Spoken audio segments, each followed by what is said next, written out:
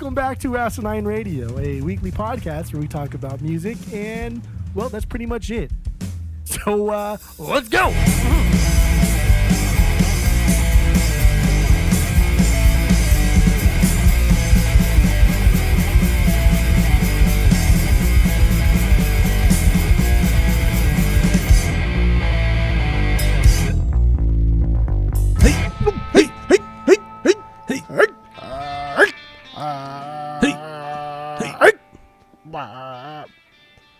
This is Asinine Radio. This is the weekly music podcast where every week we get into our Fearless beer review. We get into the vinyl stuff we picked up, stuff we've been listening to that leads to the songs of the week, and then we wrap it up with some new music and other happenings in the music world. My name is Tyler, and way out there, hundreds of miles away, is Jeff. While you're listening, go to Spotify, Apple Podcasts, give us 5 stars and 5 stars only. Please go do that. And that's all I got for the boring intro. So let's jump right into our Fearless beer review. Motherfucker. You forgot your beer. I forgot to go to the fridge. You're exhausting. That's what you are. So I'm pouring my beer out right now. Oh, this looks nicey. This looks nicey. Yeah. I even got up. I stood up, and then I stood there for like a second, wondering why I stood up, and then sat back down. That's some like senile shit right there. Yeah. Good times. Yeah. So, are you ready for me? Are you ready for me? I'm born ready, man. Let's do this. I don't know about that. That doesn't make any sense, really. Yeah, it does. I always make sense. I don't know about that, dude. I got a beer called Juicin' Voorhees, like Jason Voorhees. Ooh, but I like that. Voorhees. The can's kind of funny. It's Jason's mask, but it's an orange. So it looks like an orange, but it's also Jason's mask. Got the holes everywhere, the red lines, and like a stem with a leaf sticking out the top of it. But this is a double IPA. This is from Pariah Brewing Company, which are they're from Maryland, Baltimore, Maryland, and yeah, I don't know. Okay. Mine is mine's a West Coast style IPA. It's called Kook Slams IPA. It's made by a brewery called Duckfoot Brewing. Never heard of them before. Duckfoot Brewing. I can't tell where they're at. I know they're in California somewhere, but I don't know exactly where. It says that it's crafted to reduce gluten. So if you're gluten intolerant, this might be the beer for you. It's 7.5 ABV and pours out a nice golden color. Very golden. It looks nice. It smells very nice, actually. It smells kind of citrusy.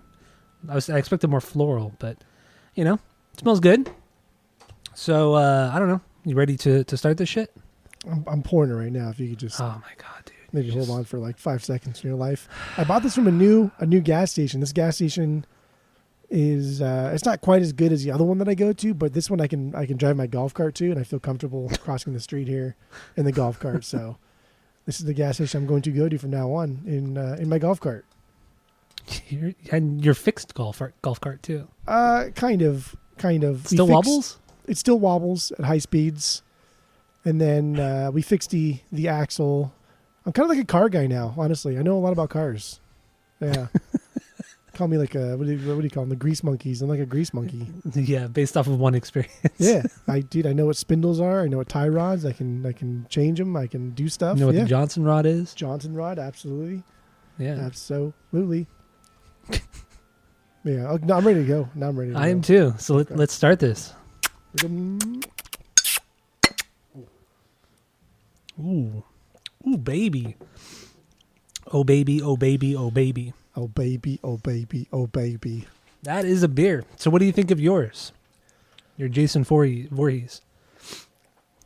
I thought this would be more... I liked it like this. I was expecting a lot more juiciness. I thought it was going to be more juicy. It's not, but it's not like crazy dry. You're getting a lot of the orange, which I like. I like orange. Oranges are great. This is solid. Pretty boozy. You can definitely taste the 8.5%. Definitely taste it. It's a strong boy. Yeah, it's a strong boy. It is a strong boy. It was $6. I'm happy with it. For how big of a can? Like 16? 20 ounce or something? Okay, that's not terrible. Nah. It's about what it is out here too. Okay, so yeah, we have our world famous 3-point rating system where 3 is a perfect beer, 2 is a good beer. You're going to continue to drink it. 1 is a bad beer, but give it a shot, and 0 is a drain pour. So then, what do you give your beer?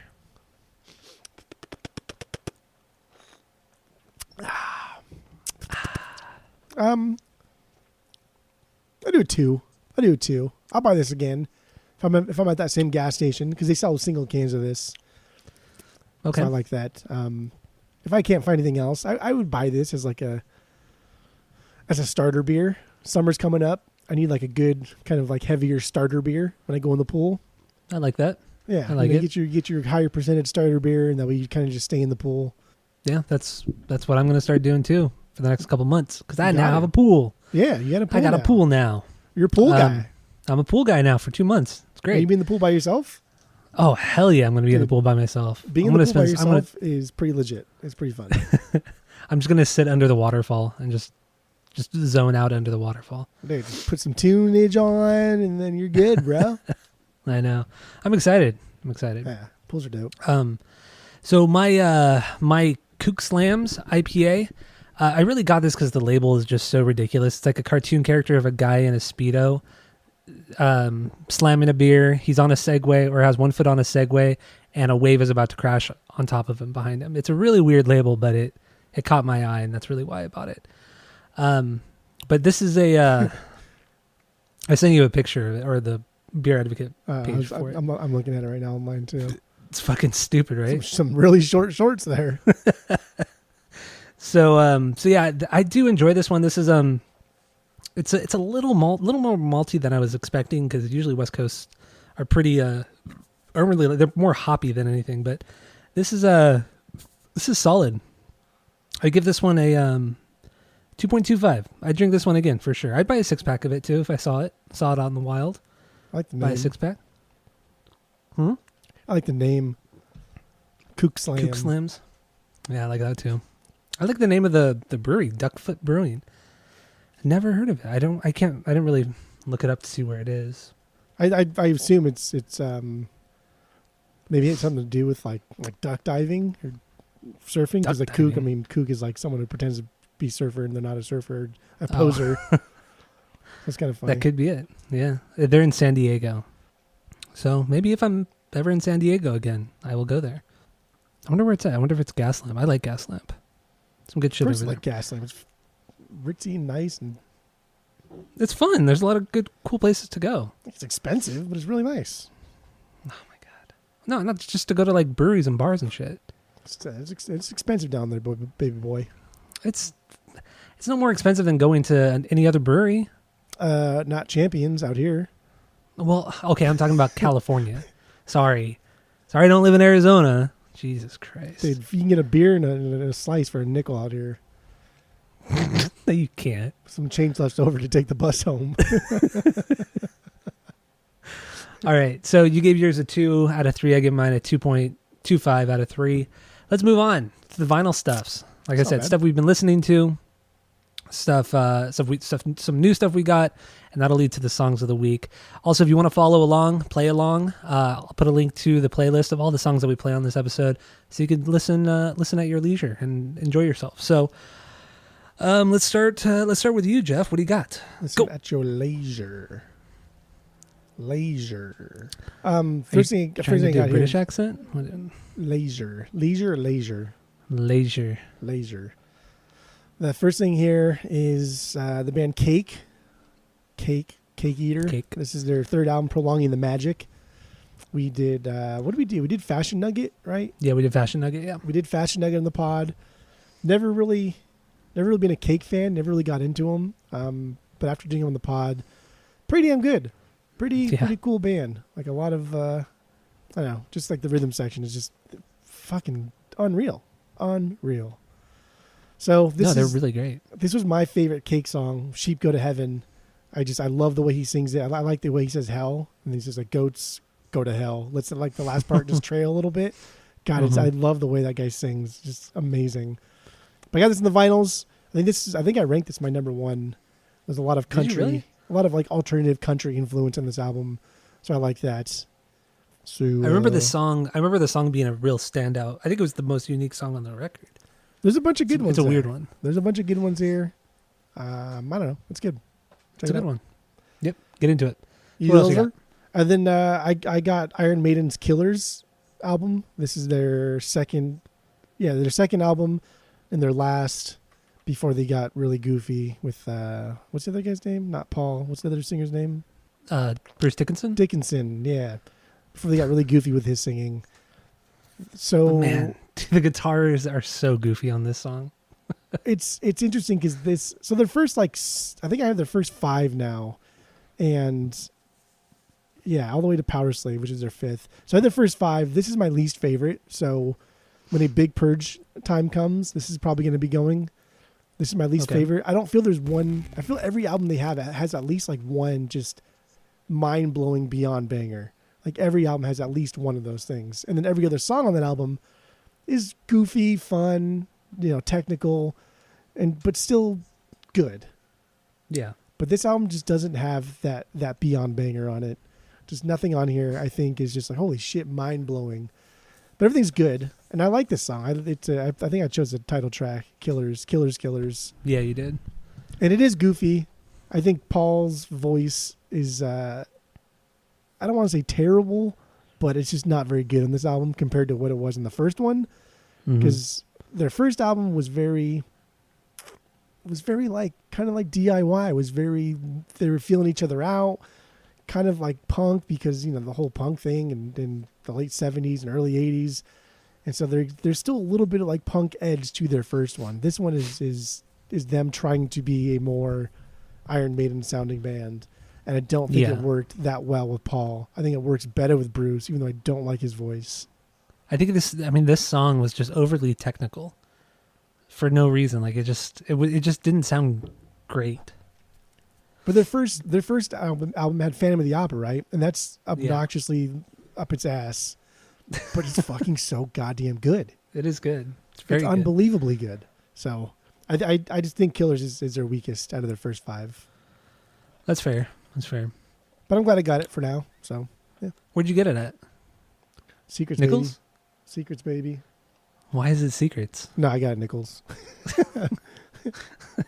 So fucking weird. All right, and then what else you got? That's it. And except for my pick of the week. My pick of the week comes from this group called the Pyramids. Mm-hmm. I'm aware all this stuff sounds the same. I get it, but I'm just fucking good though. I just cannot get over like fucking surf rock from just the 4 years in the 60s. So the band's called the Pyramids. The song is called Penetration. It's an instrumental, and it's like the last major like instrumental surf hit. And this was 64 when this came out, early 64. And this band formed 61. So like literally, dude, surf rock was just like 4 years tops. It's crazy how short-lived that genre was. But it makes sense too, because it's all the fucking same. It really is. Like unbelievably all the same. I don't think there's any other genre that is so identical, or that is just so, it's the same. Yeah, everything fucking sounds like exactly the same. I know, this band, the same amount of reverb, cool. Everything. This band's cool because they their part of their shtick was they all shave their heads. So there's like I think there's 3 guitarists, a bass player, a couple drummers, but they all just like completely bick their head, Mr. Clean their head, and that looks weird because they all have shaved heads. I think that's bizarre, but that was part of their shtick. But this song, I like the dedication. I guess like the lead guitarist had left when they were recording, and you had walked across the street. So they're from Long Beach, by the way. They recorded in Long Beach, California, and so he left because he wanted to like get a bite to eat or something. And as he was coming back, he ran into Brian Wilson and Mike Love from the Beach Boys and was just talking to them for like an hour or 2 hours. Because why the fuck would you not, right? You're in a surf rock band in the early 60s. You see Brian Wilson out there, you're going to talk to him. And he missed the recording of this song. So he's not even on this song. Another guitarist used his riffs and recorded. Oh, shit. So that was kind of funny.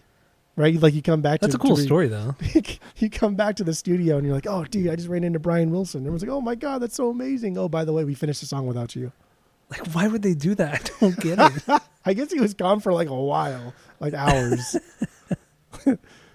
So that's fucking weird. Yeah, really bizarre. So yeah, I'm in the mode, and Grace Records gets a lot of fucking surf rock, which is, I don't know how, why, but they get so much surf rock. So every time I'm there, I always buy some surf rock thing that's in the range of like $7 to $15, because I know it's going to be good, and it's never going to let me down. But it's rare that it's like great. I think this song is great, but most of the songs are like this, but not quite like this.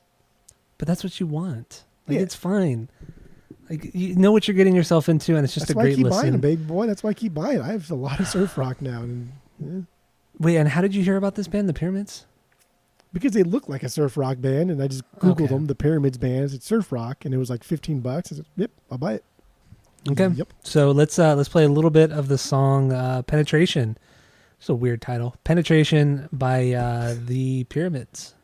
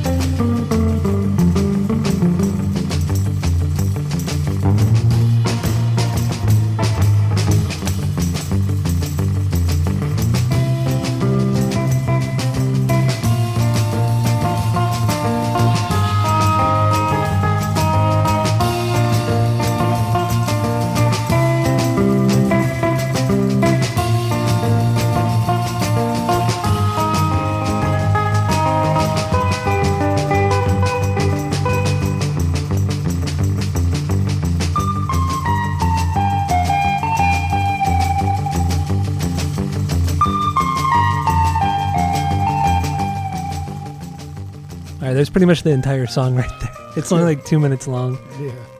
It's good, man. On Spotify, I don't know if you noticed, but like they didn't even, there's like no artwork for this. It's just some generic thing that just says the Pyramids and Penetration. That's it. Yeah. It's like not even real artwork. So, I mean, are they really that obscure?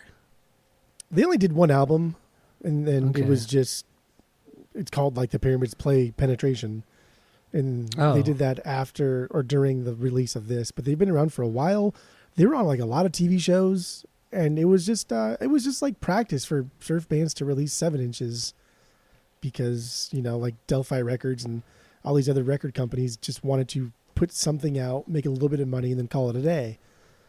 But Pyramids did fairly well. I mean, as far as like going on like American Bandstand and other shows in the 60s, they were on a lot of TV shows, and they toured, but again, like, it's like fucking 3 years. That's fucking crazy. You know what I mean? Like, it's bizarre, like how fast somebody can get in. And they were noticed at doing like a high school dance. They were playing like a high school dance. What? And it was put on by I think it was San Juan Capistrano. San Juan Capistrano or San Bernardino? I can't remember which one it was. Probably San Juan Capistrano. But it was put on by a radio station, and they were playing, and one of the DJs was like, "Oh, dude, you guys are pretty fucking cool. You should just do like an instrumental track or something. That way the kids can just dance to it for like 25 minutes." And that's how they like kind of got their start, and that's how like the whole Penetration song was born, because they wanted to do just an instrumental track for kids to dance to. And wow, okay, that's crazy, that's right? Cool. That's fucking that's super rad. In like 1961. And then by 1965, you have now released an album. It would have hit like the #1 spot, but the Beatles kept them out of there in the early 60s, early to mid 60s. But, you know, in 1961, you form a band playing at a high school dance. You almost have a #1 hit. And by 1965, you're done. That's pretty wild, man. God so damn. So good. That must have sucked, though. Like, after 1965, like, the members must have thought, like, okay, well, what are we going to do now? Like, it seems like just all this kind of music just crashed. Just everything came to a halt. And like, what happened to these guys? Like, what happened to them outside of the band? I mean, again, you can't compete with the Beach Boys. The Beach Boys from the in the 60s alone, the Beach Boys released like fucking 15, 16 albums. Yeah, true. Maybe even more than that. But like by, fucking Pet Sounds was already, 65, 66? So by Pet Sounds, like that killed surf rock. When the Beach Boys stopped doing surf rock was done. That's nuts. How much fucking power that band had. It is nuts. It's crazy. God damn, the Beach Boys are so fucking good. Surf rock is so good. They're good. It's all good. Love surf rock. Good. All right. Okay. So is that all you got? Mm-hmm. All right. So, I got a couple new records this week. I got 3 here. This one I picked up from Rhino Records out in Claremont. I made my way out there. It was quite the trek, and I'll probably never go to that record store again. It's fine. Mostly new vinyl. That's pretty much. I mean, they have a big used section, but it's just not a lot of great stuff. But yeah, I picked this up. It's a bootleg of AFI's live performance at the Long Beach Arena from 2006, and they released this as a DVD and CD back in the day, and I actually have the DVD as well. But what makes this show special was I was at the show. Mm-hmm. I went to this concert. So I was there. Oh, did you go with me too? No, I think this was the one that I was gonna go to. No. Yeah, you didn't go to this, and you didn't go to fucking what's it called? Plus 44 in San Diego. What? Why would I not go to that one? I don't know, but you didn't. I went by myself to that Plus 44 at Soma. That doesn't sound like me. I remember vividly because I remember the whole ride back. I talked to Tammy on the phone because that was when her and I first started dating. So why would I not talk to them on the phone? Why would I not go to Plus 44 at the Soma? I don't know. I do not know. Something had to have been important for me not to be able to go. There's no way. AFI, yeah, I can see. Yeah, I don't know why you didn't go to that one, but anyway, yeah. So this one has the sentimental part of it, but I mean the performances are good on this. They're not like the best. I feel like this is a weird time for AFI, where they would try to play the old stuff and they just slowed them down, and it didn't have that intensity. And then even like their newer songs, it seemed like they were still kind of like practicing them, like they weren't perfect versions of them yet. But it's still overall a solid performance. But this bootleg, man, this is the worst bootleg I have, like by far the worst. Like sound quality, it's flat. It's beyond flat. It sounded fine on Spotify. Oh no, on Spotify it did, but on the vinyl, it does not at all. And I forgot what color. I don't even remember what color variant it is, but yeah, it just sounds bad. The label on it, they actually put like a picture, like a fan picture, like of the band on stage, and it just looks so bad. It's super pixelated, and you could tell they just took like a direct rip from like the CD or something, because between every song there's like a silence for like 2 seconds. And then it goes into the next song. So like Davey Havok will be in the middle of a sentence, and then it's dead silent, and then it picks back up again. It just makes no fucking sense. No sense at all. It's terrible. But I'm gonna keep it because I'm a chump.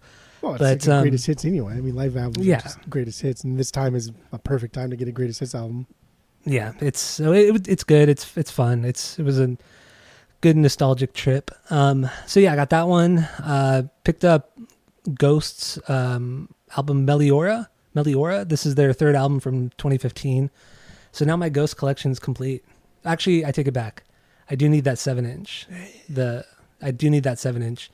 But otherwise, all the full lengths I have now. So I'm stoked. This is I guess this is my favorite Ghost record. So I really like it. And I made you listen to the song Mummy Dust. So what do you think of that? I liked a lot of it. But not all of it, but I liked a lot of it. Little palm mute parts I thought were cool because it had a good like it's good middle ground of chug to like the psychedelic metal thing that I want to hear. Yeah. But his voice is dumb. His voice just like ruined it. When he started singing, I was like, come on, man. Why does he always sing? If he didn't sing at all and like a lot of this was just like instrumental stuffs, that'd be pretty cool. That would actually be pretty cool if they did an instrumental record, or if they released these as instrumentals. That'd be awesome. His voice is goofy. His voice is like Dio. It's like it's goofy, Either like lay into the goofiness and acknowledge it, or don't do it at all. I don't agree with you on that. I feel like if you had any complaint about his vocals, I feel like it would have been that he's too plain old people. But I don't hear goofiness in it. I just hear more plain old people. This is a grown ass man trying to sing like this. This is fucking goofy. This band is goofy. Their shtick is goofy. And he's like trying to be serious. This is fun. Like Dio. This is like fun. This is like a grown ass Dio, like belting out that grown ass Dio. Vocals. Like Dio wasn't grown. Dude, like belting out those fucking goofy ass vocals and pretending like it's the coolest shit on earth. Like, come on, man, that's goofy. This is goofy.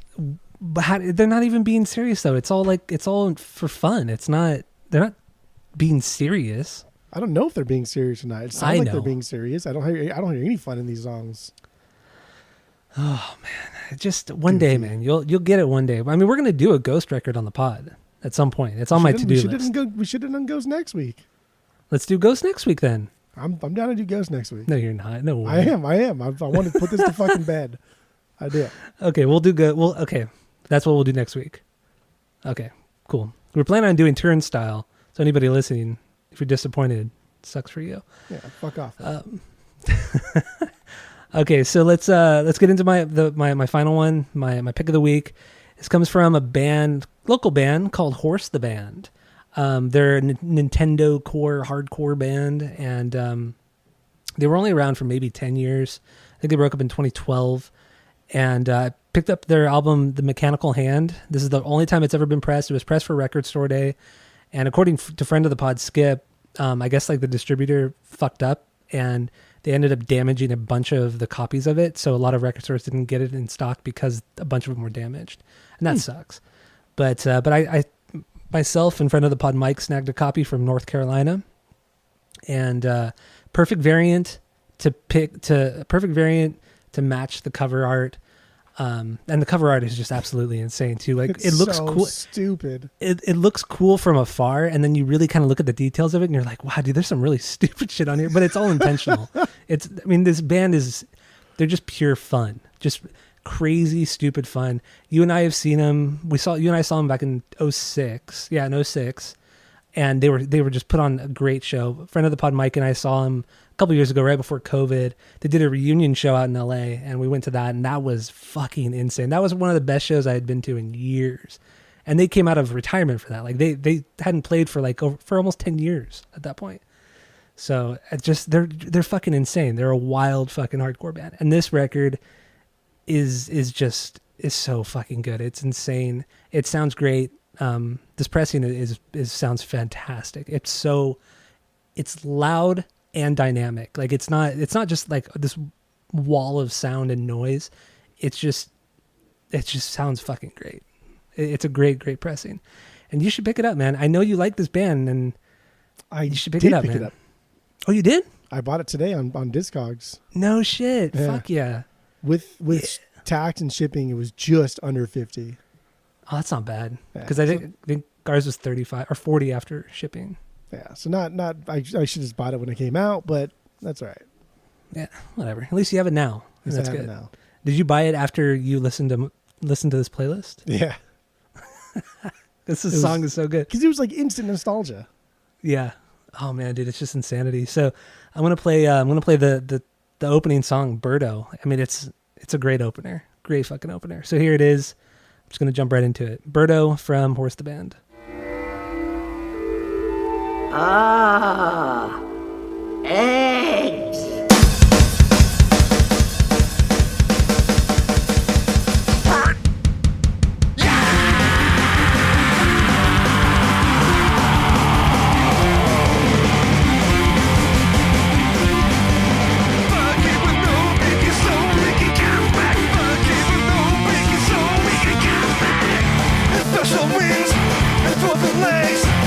If our crims got automatic aim, let's get them on.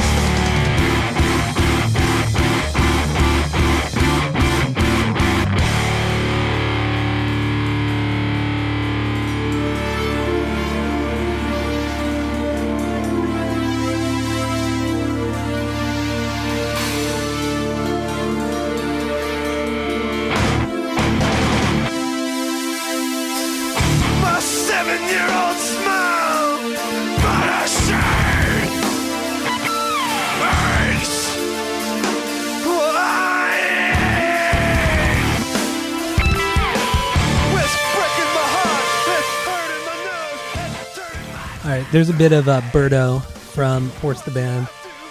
Fucking so much fun. So much fun. It makes me smile every time I listen to that song. Yeah.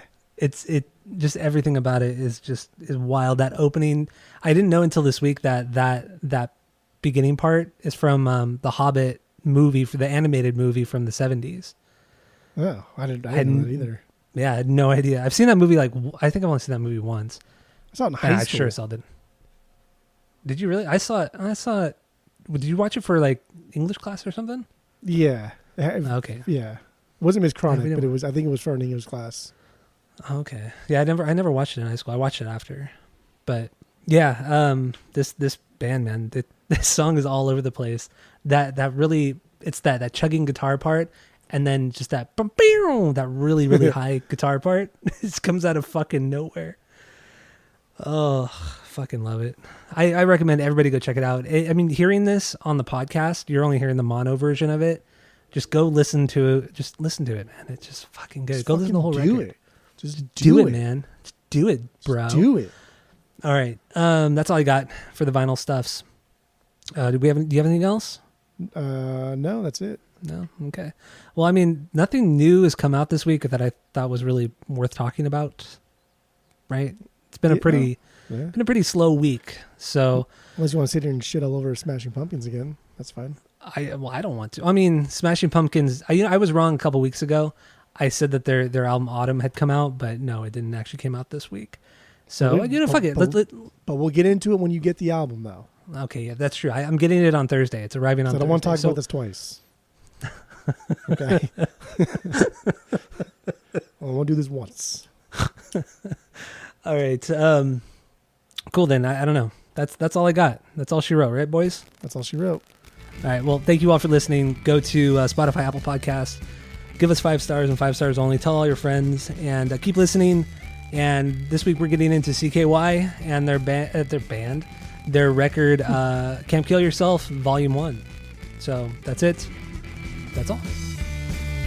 Here we go.